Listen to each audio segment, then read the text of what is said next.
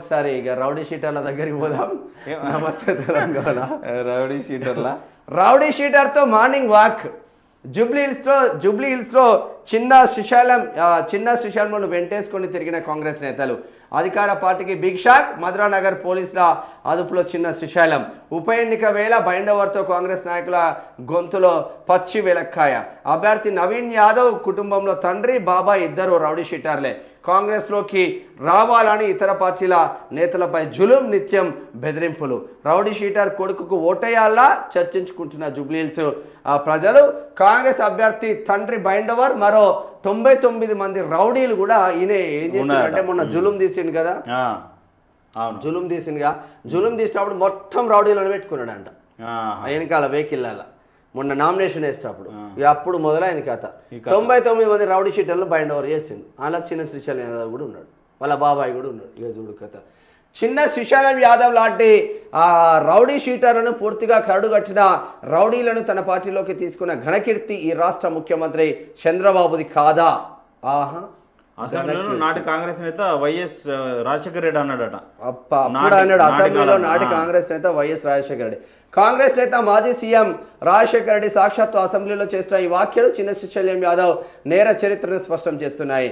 ఇప్పుడు అదే కాంగ్రెస్ పార్టీ జూబ్లీహిల్స్ ఉప ఎన్నికలో శ్రీశైలం యాదవ్ కొడుకుకే టికెట్ ఇచ్చి బరిలో నిలిపింది. కాంగ్రెస్ నీతి బాహ్యమైన రాజకీయాలకు ఇదే ఉదాహరణ. మరి ఆయన రౌడీ షీటర్ అన్నప్పుడు మరి మీ అయ్యా ఎందుకు అంటగాగిండు? కేటీఆర్ మీ అయ్యా ఎందుకు అంటగాగిండు?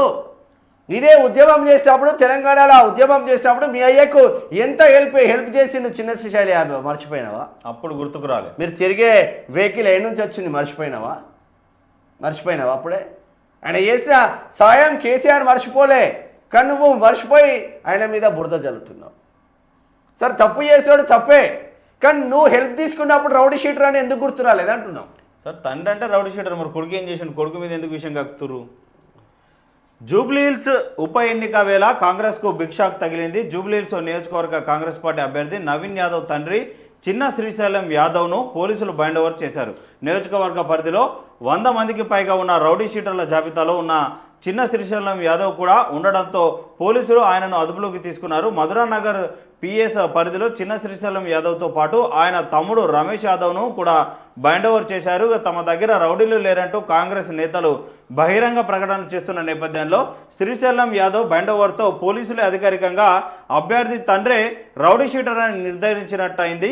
ఇక శ్రీశైలం యాదవ్ లాంటి బైండ్ ఓవర్ కేసులో ఒక రౌడీ షీటర్ల పైన పెట్టారు, జర్నలిస్టుల పైన కూడా బైండ్ ఓవర్ కేసులు పెడతారు. నా పైన కూడా బైండ్ ఓవర్ కేసు ఉంది, నా పైన కూడా సంవత్సరం బైండ్ ఓవర్ కేసు ఉంది రాజేంద్రనగర్లో. ఇప్పుడు నిజాయితీ పనిచేసే జర్నలిస్టుల మీద కూడా అక్రమంగా వసూలు చేసిన అభిమాని కూడా పెడతారు కదా. మన పైన పెట్టింది అక్రమ కేసు, దాంట్లో బైండ్ ఓవర్ కేసు కూడా ఉంది మా పైన.